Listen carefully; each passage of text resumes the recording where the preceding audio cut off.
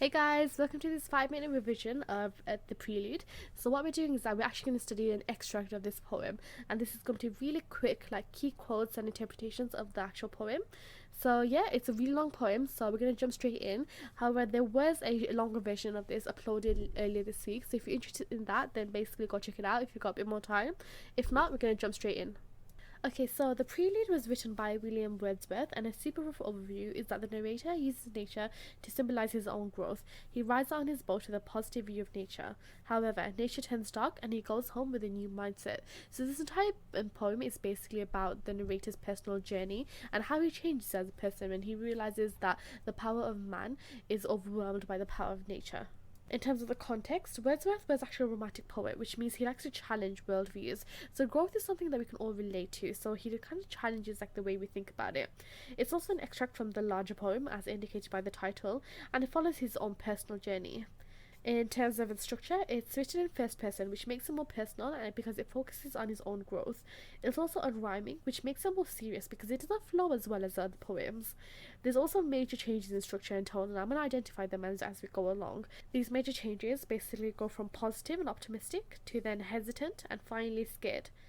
There are also no verses in the poem, which means it's a blank verse, and this could possibly portray exactly how lost he is. In terms of the themes, we definitely see the power of nature versus the power of man. So the power of nature we see over, people, and basically, we see the narrator actually become intimidated by nature itself. And then we see like the man's lack of power and naivety.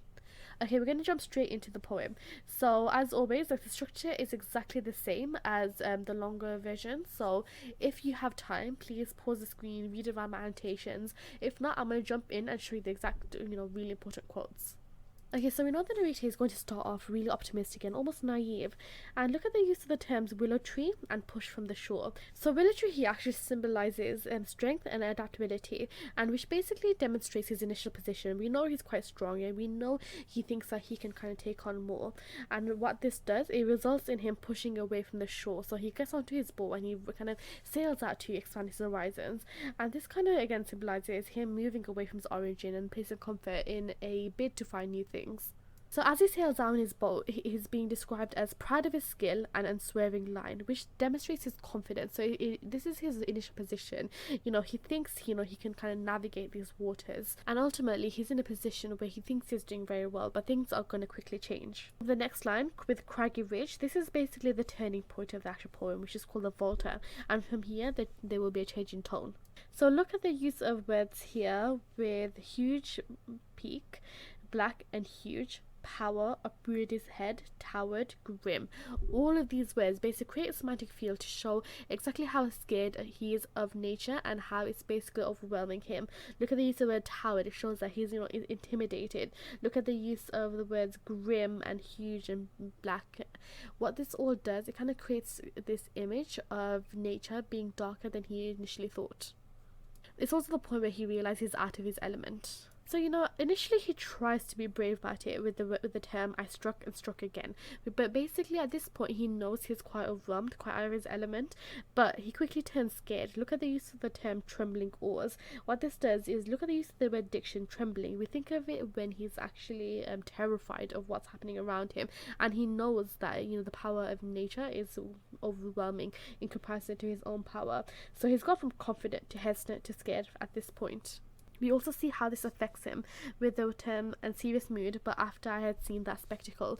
So what happened was, he came away from this experience as a new person, and we know this affects him in the long run too. We see this with the final line, a trouble to my dreams, which basically shows how much it's affected him subconsciously. So the poem ends on a darker note. He's no longer youthful and optimistic, and his experiences and his worldview has basically changed him. He kind of tried to expand his horizons, and he sailed out with his boat, but he quickly realized that he was out of his element, and now he's come back to the shore. He's come back to his initial starting point, a new person, and no longer as optimistic and happy as he was before. Okay guys, so that was a super quick overview of the actual poem. There's so much more that we can explore, so if you have time then please go and check out the longer version, or if you don't, just at least pause the screen, read through it and try to get like a deep understanding of what's going on. So yeah, I wish you guys all the best, and I hope this 5-minute quick revision has been good for you. I've highlighted the key quotes, and yeah, so I think we'll leave it there for today guys. I will speak to you guys soon.